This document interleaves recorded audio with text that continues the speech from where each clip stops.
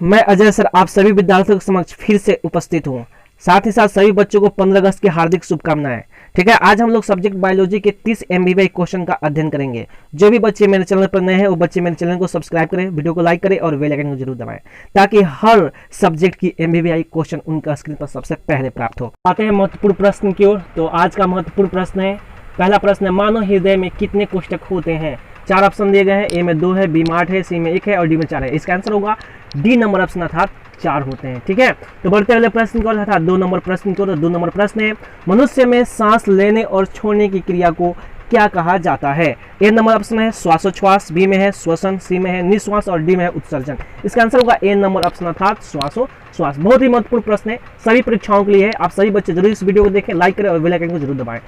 तो आते हैं तीसरे प्रश्न को। तीसरा प्रश्न है, अमाशय में भोजन के गाढ़े लय की तरह के स्वरूप को क्या कहा जाता है?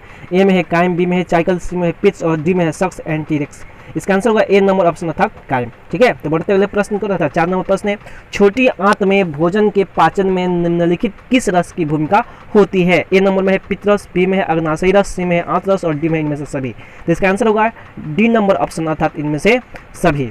ठीक है, तो बढ़ते अगले प्रश्न की ओर अर्थात 5 नंबर प्रश्न की ओर। तो 5 नंबर प्रश्न है, पौधों के उत्सर्जित पदार्थ हैं। ए में है गेहूं, बी में है टैनिन, सी में है रेजिन और डी है इनमें से सभी।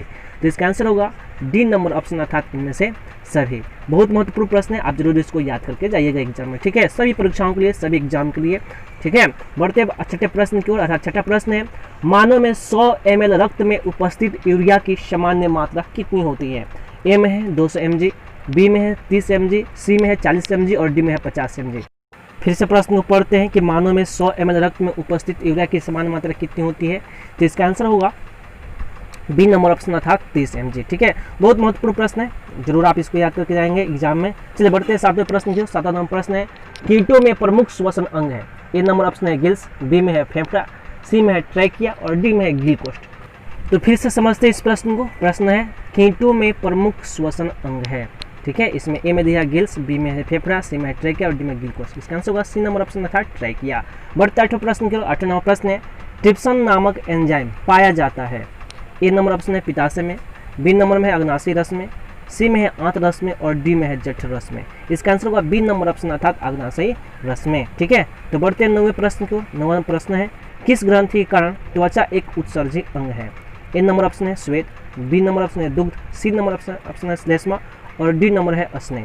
तो इसका आंसर होगा ए नंबर ऑप्शन अर्थात श्वेत। ठीक है, तो बढ़ते अगले प्रश्न की ओर। तो अगला प्रश्न है, इथाइल अल्कोहल किस प्रकार के श्वसन में बनता है? ए नंबर ऑप्शन है वायवीय, बी में है अवायवीय, सी में ए और बी दोनों और डी में इनमें से कोई नहीं। तो इसका आंसर होगा बी नंबर ऑप्शन अर्थात अवायवीय।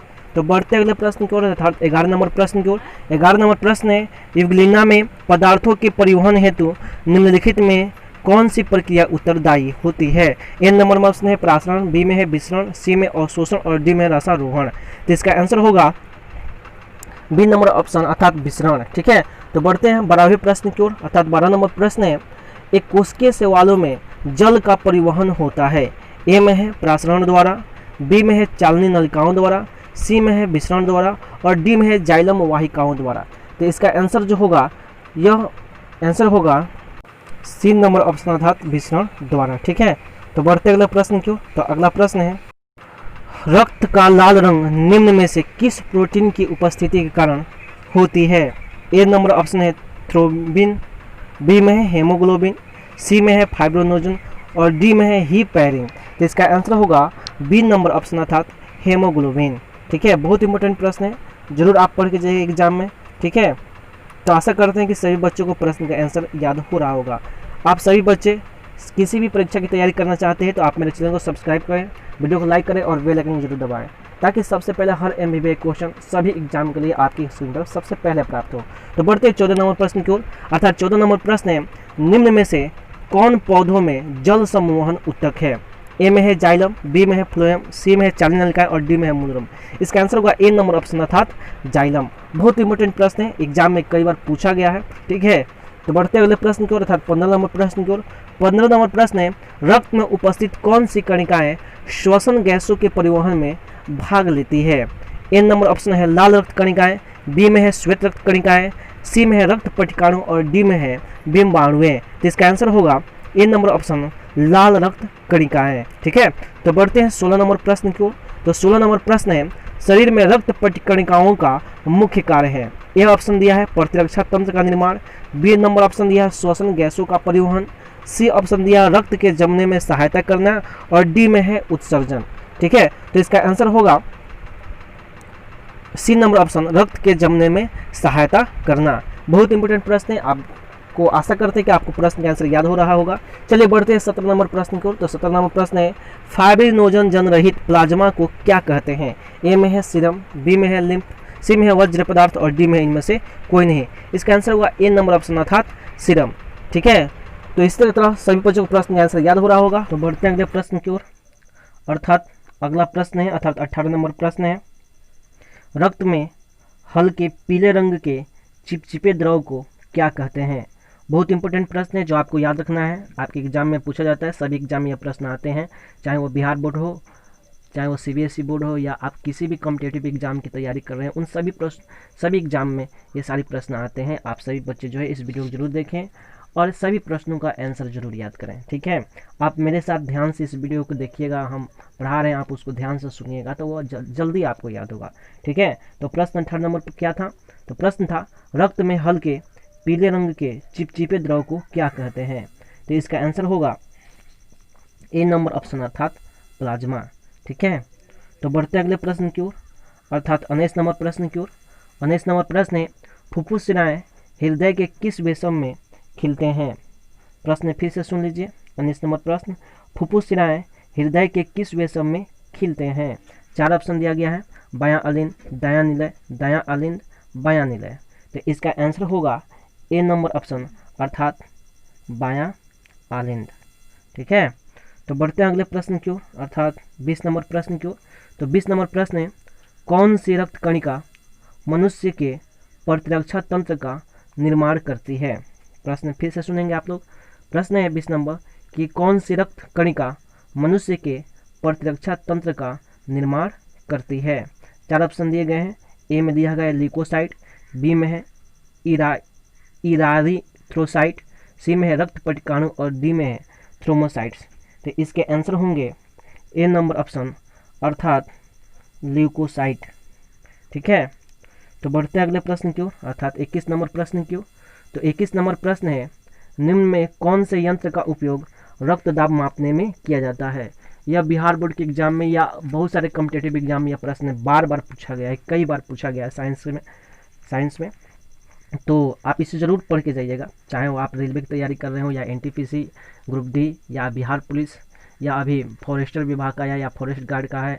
ठीक है, या महिला बटालियन का जो आया है, इन सभी एग्जामों में जो है यह सारे प्रश्न आते हैं, तो आप जरूर इसको ध्यान से पढ़ेंगे। ठीक है, तो प्रश्न 21 नंबर है निम्न में कौन से यंत्र का उपयोग रक्त दाब मापने में किया जाता है। 4 ऑप्शन दिए गए हैं, ए में है बैरोमीटर, बी में है मैनोमीटर, सी में है अस्फाइगनोमीटर और डी में है इनमें से कोई नहीं। तो इसका आंसर जो होगा, इसका आंसर सी नंबर ऑप्शन होगा अर्थात अस्फाइगनोमीटर। बहुत इंपॉर्टेंट प्रश्न है, जरूर इसको पढ़ करके जाइएगा। ठीक है, तो बढ़ते हैं अगले प्रश्न की ओर, अर्थात 22 नंबर प्रश्न की ओर। तो 22 नंबर प्रश्न है शुद्ध रक्त को हृदय से शरीर के विभिन्न भागों में ले जाने वाले रक्त वाहिनियाँ क्या कहलाती हैं। फिर से प्रश्न सुनेंगे। प्रश्न है शुद्ध रक्त को हृदय से शरीर के विभिन्न भागों में ले जाने वाले रक्त वाहिनियाँ क्या कहलाती है। तो इसके 4 ऑप्शन दिए गए हैं, ए में है धमनियाँ, बी में है शिराएँ, सी में है आलिंद और डी में है निलय। तो इसका आंसर होगा ए नंबर ऑप्शन अर्थात धमनियाँ। ठीक है, तो बहुत इंपॉर्टेंट प्रश्न है, आप सभी बच्चे जरूरी इसको याद रखिएगा। ठीक है, 22 नंबर प्रश्न क्या था कि शुद्ध रक्त को हृदय से शरीर के विभिन्न भागों में ले जाने वाले रक्त वाहिनियाँ क्या कहलाती। तो इसका आंसर होगा धमनियाँ। ठीक है, इसका जो आंसर होगा वो होगा धमनियाँ। धामनियाँ लिखा गया वो गलती है, तो आप इसको याद रखेंगे, इसका आंसर होगा धमनियाँ। ठीक है, तो आशा करते हैं कि आप सभी बच्चों को प्रश्न का आंसर याद हो रहा होगा।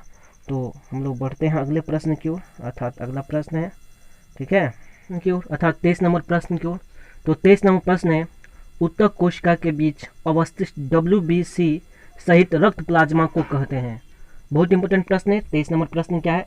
उत्तक कोशिकाओं के बीच अवस्थित WBC सहित रक्त प्लाज्मा को कहते हैं? क्या कहते हैं? 4 ऑप्शन दिया गया है। उत्तक द्रव, बी में लसिका है, सी में लिम्फ है और डी में इनमें से सभी। तो इसका आंसर जो होगा वह सी नंबर ऑप्शन होगा, अर्थात लिम्फ होगा। ठीक है, तो बढ़ते अगले प्रश्न की ओर, अर्थात 24 नंबर प्रश्न की ओर। तो 24 नंबर प्रश्न है, मनुष्य के लाल रक्त कोशिका में अनुपस्थित होता है। आपको बताना है कि मनुष्य के लाल रक्त कोशिका में क्या अनुपस्थित होता है। 4 ऑप्शन दिए गए हैं। केंद्रक, ए में है, बी में वसा, सी में प्रोटीन और डी में हेमोग्लोबिन। इसके आंसर जो होंगे वह ए नंबर ऑप्शन होगा, अर्थात केंद्रक। ठीक है, तो बढ़ते अगले प्रश्न की ओर, अर्थात 25 नंबर प्रश्न की ओर।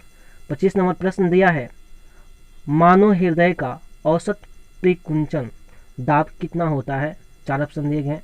120 mmHg, बी में है 150 mmHg, सी में है 90 mmHg और डी में है इनमें से कोई नहीं।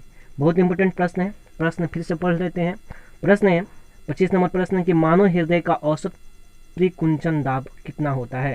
तो इसका आंसर होगा ए नंबर ऑप्शन, अर्थात 120 mmHg। ठीक है, तो बढ़ते अगले प्रश्न की ओर, अर्थात 26 नंबर प्रश्न की ओर। 26 नंबर प्रश्न दिया है कि पादप में जाइलम का कार्य क्या कार्य है? फिर से प्रश्न पढ़ते हैं। प्रश्न है, पादप में जाइलम का क्या कार्य है? 4 ऑप्शन दिए गए हैं। जल का वहन, भोजन का वहन, अमीनो अम्ल का वहन और डी में है ऑक्सीजन का वहन। बहुत इंपॉर्टेंट प्रश्न है। इसका आंसर होगा ए नंबर ऑप्शन, अर्थात जल का वहन। ठीक है, तो बढ़ते हैं अगले प्रश्न की ओर। अगला प्रश्न था 27 नंबर प्रश्न की ओर। तो 27 नंबर प्रश्न दिया गया है कि पौधों के वायवीय भागों से जल का रंध्रों द्वारा वाष्प के रूप में निष्कासन की क्रिया कहलाती है। फिर से पढ़ते प्रश्न। 27 नंबर प्रश्न है, पौधों के वायवीय भागों से जल का रंध्रों द्वारा वाष्प के रूप में निष्कासन की क्रिया क्या कहलाती है? 4 ऑप्शन दिए गए हैं। ए में है उत्सर्जन, बी में है प्रासरण, सी में है विसरण और डी में है वाष्प उत्सर्जन। तो इसका आंसर होगा डी नंबर ऑप्शन, अर्थात वाष्प उत्सर्जन। बहुत इंपॉर्टेंट प्रश्न है, आप जरूर इसको याद करके जाइएगा। चाहे आप बिहार बोर्ड की एग्ज़ाम दे रहे हो या आप किसी भी कंपटीशन का एग्ज़ाम दे रहे हो, चाहे वो बिहार बोर्ड हो, चाहे CBSE बोर्ड हो, या यानी कोई भी कंपटीशन। ठीक है, उन सभी कंपटीशन में ये प्रश्न पूछे जाते हैं। आप जरूर इस सभी प्रश्नों को याद करके जाइएगा। तो बढ़ते अगले प्रश्न की ओर, अर्थात 28 नंबर प्रश्न की ओर।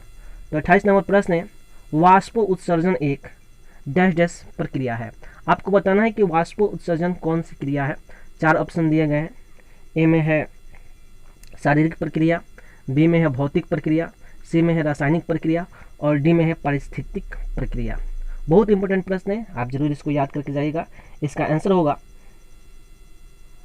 अर्थात इसका आंसर होगा ए नंबर ऑप्शन, शारीरिक प्रक्रिया। ठीक है, प्रश्न फिर से पढ़ देते हैं। प्रश्न है, वाष्प उत्सर्जन एक प्रक्रिया है। तो इसका आंसर क्या होगा? ए नंबर ऑप्शन, अर्थात शारीरिक प्रक्रिया है।